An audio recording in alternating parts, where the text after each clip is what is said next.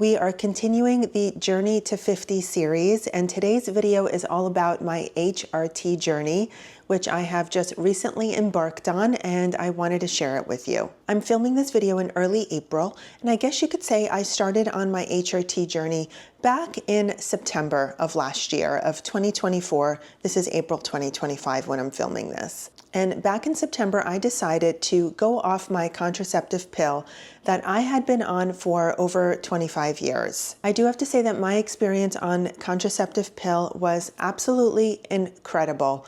I really enjoyed being on the pill. I felt incredible on it. I felt very energized. I never experienced any weight gain. I virtually had no period whatsoever. Maybe every so often I'd get a little bit of spotting, and once in a blue moon, maybe once every 9 to 12 months, I would get something that resembled more of like a flow of a period. But other than that, pretty much never had to deal with that. And any symptoms related to a period were completely non-existent. No breast tenderness, no bloating, no abdominal pain, and no moodiness or irritation or aggressive behavior or anything resembling PMS. So being on the pill for me was an absolute dream. I loved it. Over the summer leading up to September, I had started listening to a lot of podcasts. I was really getting in tune with the women's movement, with this whole menopause, strengthening women, understanding what is really truly happening to your bodies during perimenopause, what happens after menopause. Since I'm turning 50 this year, it was really something that was very present in my mind and something that really wanted to get a good grasp on and a good understanding of it. Well, a lot of these podcasts talked about how doctors in general are just not educated on the subject of female hormones. I started to learn just how little doctors tell you about the magic pill that they push on all women of all ages, even as young as 13, 14, when dealing with irregular periods or heavy periods, with acne, with heavy PMS symptoms. They looked to the pill as the magic end-all be-all, perfect pill that just erases all problems for a woman. And of course, in my case, I specifically went on it to use it as birth control because I was just getting married and I had no intention of wanting to have children. Hence why I've been on it for so long and just, well, truly enjoyed my experience on it. But after listening to all these podcasts, I started getting obsessed with feeling like my body has just basically been shut down for 25 years, that these synthetic hormones have been overriding all the hormones in my own body. Yes, it was great barely having a period for 25 years, but I didn't realize the consequence of that was that basically my body was not ovulating. My body was not going through the menstrual cycle process. I actually just thought that the birth control pill was creating an unpleasant environment in my uterus for an embryo to implant itself. Little did I know that it was just completely numbing everything inside of me. So yeah, I had no idea I wasn't ovulating for 25 years. I had no idea that my own hormones were completely suppressed for 25 years. Well, I started feeling obsessed with the idea of getting myself off the pill and allowing my body to start just getting back into its normal hormonal cycle and feeling like I missed out on 25 years of just going through what a woman goes through. So I figured better late than never. I'm 49 years old. Well, let's see how I feel, because for all I know, I could already be in menopause and not even knowing it. So I wanted to, especially now, get off the pill, let my body regulate again, and then decide to go on to bioidentical hormones, or HRT, if I were to need it, because maybe I was in denial, but I was just kind of thinking, okay, my body is just going to take a few months to get back to normal, and then we'll see how it goes from there. I'll just have to deal with a period for the next couple of years possibly, and it is what it is, right? I honestly had no idea what was going to happen, but I was very curious. So I finished my last pack of pills in the end of September, and I experienced a little bit of spotting after that last pack, which is very, very normal, as I would usually have a little bit of spotting in between packs, and sometimes none at all, and sometimes just a little bit, and very, very rarely, as I said before, would I actually get something that resembles a period. So all good, all fine. For a month I felt normal, nothing was going on. Well, come the beginning of November, within a month's time from the end of September to beginning of November, I started experiencing hot flashes. And at first it just felt like a little bit of a heated moment, like I just got a little warm. I mean, it would only last for just a few seconds and go away.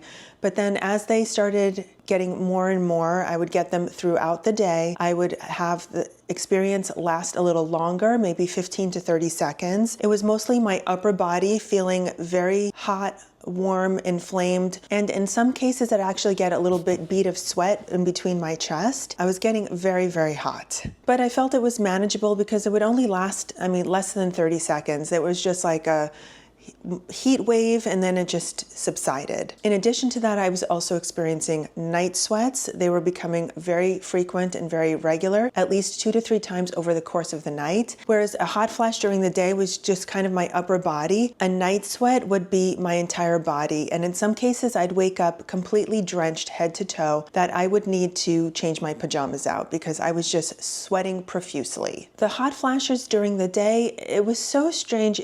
They would come about when I would have some sort of anxious feeling or just feeling a little uneasy about something or questioning something in my mind, something that would trigger probably a little bit of a stress response. And that stress response just completely heated me up. I definitely noticed that as a major trigger for the hot flashes, just having any sense of anxious feeling or stressful thought would just completely bring them on. And I would say during that time also, I was also going through a major life change in another way, which I'll discuss in another video, but things were happening at that moment too that was giving me a lot of anxiety for several months, so that really just wasn't helping the cause at all. I endured these hot flashes for pretty much all of November and December, and I kind of figured, look, I've been on the pill for 25 years, my body is completely out of whack, I need to give it some time to just readjust and get back to normal. I've always heard that when women get off the pill, it takes their bodies a few months to reacclimate to their normal hormonal cycle, and I just figured, okay, this is probably all just symptoms that are related to me getting off the pill, and I just need to deal with them. Well, it was probably also partially a denial in my mind. Another thing I started to notice was a tremendous lack of energy.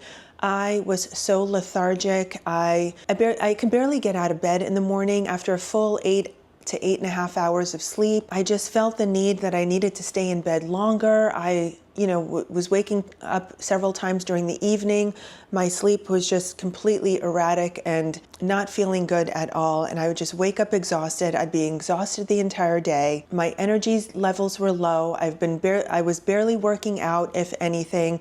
I was walking with a friend of mine 2 to 3, 4 times a week. And at least I was doing that because having my friend do it with me was helping keep me accountable. But as far as strength training was few and far between. I honestly just wanted to lie down on the couch and just do nothing. And any bit of strength training I was doing, I felt like my recovery was very lengthy and very slow. My soreness would persist longer than usual. And I actually also feel like I've strained my legs. I've just had such chronic achiness in my legs, and it makes it very hard to move around and walk and just be energetic. My range of motion is low. I don't know how related this is to what's going on with everything, but I'm just starting to lump all of this stuff together and trying to put all these symptoms on a list so that I can kind of get a better understanding of what I'm going through. Another really uncomfortable thing I noticed was that my skin felt like it was literally aging overnight. I felt like the creases here, my marionette lines are becoming more pronounced. The wrinkles in my forehead are becoming more pronounced. Just my skin in general just seems to have less laxity and less suppleness to it. I don't know, I just feel like I'm wrinkling up a lot faster in the last few months than I have in years. And I feel like that might also be attributed to the fact that I'm not on the pill anymore. I also noticed I've been getting some odd random bits of acne around this area here, which is very hormonal, but I would be getting a lot of pimples under my nose here and on my chin area. And I remember getting these very much as a teenager. I would not be completely broken out, but I'd get these random ones. They build up under the surface and they just feel very painful. And it's like you could feel something coming in, but it's not quite coming to a head yet. And it would take at least like a week or 10 days to come to a head, but you just feel that pain there. It's really growing under the skin before it pops out. So that's something I can pretty much say I've never had in the last 25 years, not until I got off the pill. And it's very reminiscent of something I used to go through as a teenager. So again, relating this all to hormones. So all these symptoms continued to go through January. No sign of a period, hot flashes, night sweats, bits of acne here and there, low energy, low motivation, an overall lethargic feeling, achiness, exhaustion, overall a real sense of just feeling completely blah. I started feeling at this point, after a few months of exhibiting these symptoms, that I am probably not having these symptoms because I went off the synthetic hormones from the birth control pill, but more or less because my body is just exhibiting signs of perimenopause. I thought I really better see a doctor and get an understanding of what's happening. A friend of mine has already gone through this process, and she has been going to an integrative wellness center close by here and absolutely raves about it, thinks it's wonderful, and I trust her completely, and I decided to give them a try. So I gave them a call. I made an appointment. I made it for about a month out because they wanted me to go get some blood work in the meantime, like a full hormone panel and vitamins and adrenals and thyroid, just the whole shebang, to test everything, because they don't just look at your hormones, they look at the full package. And I really love that about them. Fast forward to my first visit at the Integrative Wellness Center in Irvine. I met with a nurse practitioner, and I felt okay meeting with a nurse practitioner as opposed to the actual doctor. She's been with the practice for over 10 years and works very closely with the doctor, and I felt confident that I can trust her and that she would give me really good advice. Sat with her, and she went through my entire blood work and went line by line and explaining what everything was all about. So I'll give you a quick rundown of the major points that she pointed out to me and what is going on with my body. First, she looked at the cardiac risk studies, and my cholesterol is on the high side. That's something I've always dealt with. It's always been slightly higher than the limit. I'm at 219. LDL level is also on the high side. It's at 139, and she would like to see it less than 100. So that's definitely something I have to work on. Some of it is very genetic and beyond my control, but I need to work on possibly just lowering that number. She also looked at my homocysteine, which she was uncomfortable with the number. It's not completely out of range, but it is a 12, and a 5 to 15 is within normal range. However, she wants to see it closer down to the 5 to 7 number, and that could be related to cardiac issues like hardening of the arteries and that sort of thing. Another thing that is connected with that are levels of B6 and B12 deficiency. I did have my vitamin B12 tested as well, and I'm at 521. She pointed out that she would like this to be up over 900, so definitely need to work on that as well. She said my thyroid looks pretty good. It's at a 2.7. We did a CBC panel hematology. She was questioning if I was fighting a little bit of a cold at the time because I did have elevated levels of white blood cells, pointing to the fact that I might have had a cold. I can't recall if I had a cold or not, but hopefully that wasn't anything more than that. The hemoglobin looked good.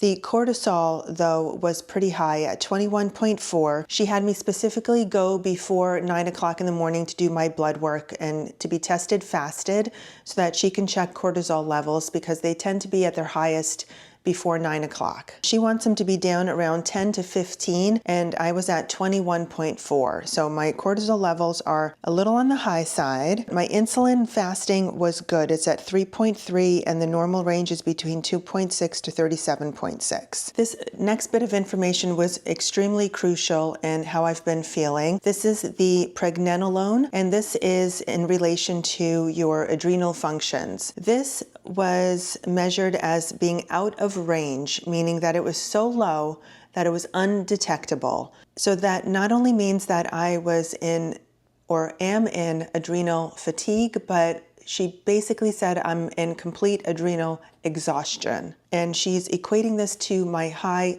stress levels. She put this in very layman's terms for me to really get a good picture about it. And she said when you're running from a tiger, you don't want to stop and do anything. You are just running, running, running as fast as you can with no stopping. And when you're running from a tiger, you don't want to stop and sleep. You don't want to rest. You don't want to have sex. You don't want to do anything because you are in such a fight or flight mode that you are just running on empty. You're running on fumes and you're running on empty. And that's exactly what's happening to me because these levels were so low. And that was a true shocker for me. Next up was the vitamin D. I'm at 49.1 and she wants that up over 70. So to just ensure that I'm taking vitamin D supplements, that I'm making sure that I go out and get my sunshine. Now, as if my adrenal exhaustion wasn't enough of a shocker already, the next section was about the hormones, and that was also quite shocking, or probably maybe to be expected. Let's see. The FSH, which is the follicular stimulating hormone, which is the hormone that helps control your ovulation. And when that level is high, it means it's trying to do something that your body can't do anymore. So it keeps releasing this hormone in an attempt to try to get your body to do it. And your body is just not wanting to do it, meaning the ovulation part of it. Well, mine was at 78.8, which is in the postmenopausal level. So my body has already reached menopause, which explains why I haven't had a period since I went off my pill, explains the hot flashes and all the symptoms I'm experiencing. It's because I've already bypassed the whole perimenopause and just gone straight into menopause. My progesterone level is at a 1.06. She wasn't overly concerned with this, but she would like it to go up a little bit. She also said that the fact that I'm in such adrenal failure is also a result of why my progesterone is low. So she would like to hopefully see that number go up. The estradiol was at 33.9, which again, she said is not terrible. A normal number for a postmenopausal woman that is untreated. My testosterone total was 28 and my free testosterone is 2.6. She said those numbers are okay, but if I want to increase my energy, my libido, she definitely wants those numbers to go up a little bit. And the fact that I want to build some strength because I made that part of my health journey, that I want to make sure I increase muscle and strength. She said for that reason, definitely she would like to see that number go up just a little bit. She also did a urine analysis and she said that my pH is at a 6 and she would really like that to be more neutral. That is something that I need to also work on. Completely blanking on how to do that at this point, but it was a lot to take in at that time. My DHEA level is at 149, and that is another important factor that she looks at. That is within range of a 26 to 450 range. I have a 149, so it's not completely in or out. She did want to improve on that a little bit more. So after all said and done, all this blood work and speaking with the nurse for over half an hour, we decided on a wellness plan for myself to increase my adrenals, get that functioning again, get my stress levels down, and of course to address the symptoms of menopause that I'm experiencing. So for that reason, she decided to put me on a pellet. It's inserted into my lower hip area here, and it should last about 4 to 6 months. This pellet is a combination of estradiol and testosterone, and then she had me start taking progesterone sublingual, so under the tongue, every evening, 100 milligrams in addition to a 5 milligram tablet of DHEA, and that one is to be taken evening and morning. And in addition to the pellet and to the hormonal medication that I'm taking every day, she has also suggested this wonderful basket of goodies that I need to be taking in order to help my adrenal functions and detoxifying my body and just getting my body back in a healthy path. So this wonderful basket contains vitamin D. She didn't give me supplements, but she just said carry on with the one I'm going with and just make sure that I'm very consistent with it. It's a D3K2 vitamin, and I take this once every day in the morning. Also, she wants me to start my morning off with this detox green. This is a scoop that you put into water, mix it up, and just down it because it is not a flavorful powder. It is quite off-putting, and I really don't enjoy it. In fact, I've been really bad about doing this. This contains a lot of greens like spirulina, barley grass, wheatgrass, chlorella, nettle leaf, proprietary blend of spinach, carrot, beet, kale, tomato, parsley, broccoli, cauliflower, kale. There's also apple, blueberry, cranberry, raspberry. I wish I could taste that in this because I taste all the other things like mainly the grasses and the spirulina. That's basically what this tastes like. And in addition to that, she wants me to be taking vitamin C, 2 scoops of this every day. She said this would help my gastrointestinal tract, as well as just, vitamin C is such a great antioxidant for detoxing and just helping inflammation in the body. 2 scoops of this with 1 scoop of this. This really helps combat the taste of this because this, of course, is very citrusy. It still tastes horrible, and I just need to be a big girl and be better about taking this more. I am much more better about taking my supplements, although not very consistent with that either. I need to be taking a fish oil every day, and this is a super mono fish oil. So 1 of these a day. Also the homocysteine factor. So this was in relation to my low homocysteine levels. So she wants to get those up. This has vitamin B12 and B6 and folate in it. So that is going to improve those levels. Adrenofuel. So I need to be taking 3 of these a day. It's for advanced multi-adrenal and thyroid support. Also, she has me taking this Symbiotic SP. This is a probiotic, I believe, or is it a prebiotic maybe? I expressed a lot of concern about my GI tract health as well, so she's really trying to clean that up for me. So a probiotic is very helpful for that. And in the evening with my dinner, I'm supposed to be taking this magnesium, 3 tablets of this a day. Of course, magnesium helps with so many bodily functions, and it is crucial for helping you sleep, helping you go to the bathroom. Magnesium is highly underrated, and many women are very deficient in magnesium, so it's a supplement that we should all be taking. I've been taking magnesium for quite some time, but again, not very consistent with it. I just need to be a lot better about it. Let's fast forward now to my next consult with her. She had me come back to see how the pellet is doing. She had me do another blood panel to check the hormones and see that if we're at the right level. I did express concerns about being on a pellet because, again, I've been listening to a lot of podcasts and I hear a lot of horror stories of women dealing with a pellet and how it would fluctuate their mood levels and just their overall feeling from such a high to such a low, and it would just be very erratic, and they would just be very, very disappointed with it. For me, I just thought it would be better that it's inside me and that I don't have to worry about taking it every day, even though I do still have to take the progesterone and the DHEA every day. I am very consistent with that most of the time. I have missed a day here and there, unfortunately, but it's better than having to worry about even more things. So I've yet to experience any real downsides to having the pellet, but let's get into that further. Okay, so it was only a month. My first meeting was on February 18th, and my second meeting was on March 20th. 10 days prior to that appointment, she had me do another blood panel test.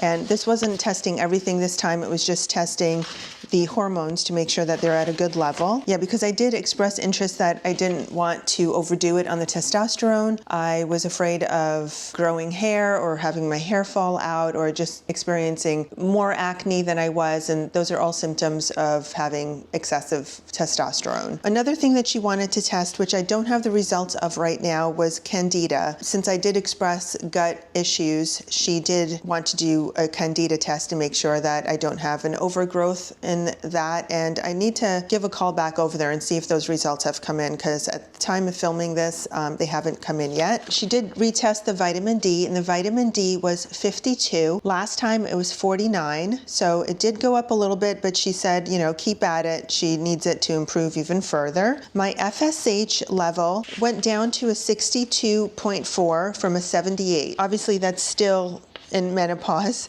but she did say don't be surprised if you experience a period being on this hormonal therapy, because your body could still react to having these hormones and it could produce a period. So don't be surprised if that happens. In any case, so she was happy to see that the number went down, because it means that the hormones are doing their job and that the FSH isn't trying to stimulate more hormones, because the body is acclimating to having healthier hormonal levels. The progesterone went from 1.06 to a 3.79, so that's an improvement. That means that the dosage that she's giving me, she said, was on the right track. I should say about 3 weeks into the hormonal therapy, I did stop experiencing the hot flashes and night sweats. It did take 3 weeks to go away, and right now I haven't been experiencing any, knock on wood. Hopefully it stays that way. The estradiol last time was 33.9 and now it's at 48.9. So again, an improvement in that, showing that the hormonal levels are balancing out. Testosterone total went from a 28, jumped up to a 72. So it's actually out of range, meaning that it needs to be between 10 to 60. However, the free testosterone in the body went from 2.6 to 3.8. And I think she said that that is a number that she's more concerned with. I need to make sure I can address that with her further next time, because I'm not quite sure what those numbers mean, but I definitely don't want to be falling into dangerous territory where the testosterone is too high. So something to be cautious about. We are going to be doing another test in May, and I'll have another round of blood work at that moment where I'll do the hormonal panel, and I'm also going to have my adrenals tested again. She was not happy to hear that I wasn't fully consistent with all these supplements, and I need to be better about that, and that's totally on me. I mean, this is something I need to just be a big girl about and do it. She said, being that I'm continuing to have high stress right now, there's a lot of things going on in my life that I'm completely overwhelmed with and very stressed out about. And as long as I continue to have this stress, she said that the more stress that you have, the faster the pellet will start to wither away in your body, because it's almost like it's on a release or something. I didn't quite understand the way she explained it, but it releases, and the more stressed you are, the more it will release. So she said, don't be surprised if something that's supposed to last you 4 to 6 months maybe lasts you 3 to 4. And she said, don't be surprised if you start experiencing hot flashes again. Just make record of it, and we can address it when I see her again. Another supplement that she gave me while I was on my second visit was the pregnenolone. Now, if you remember, the pregnenolone was not even recorded on my first blood work because the levels were so low, which meant that I had adrenal exhaustion. So she's having me take 2 of these sublingual every day, 10 milligrams, 2 of these, and this is supposed to help with my adrenal function.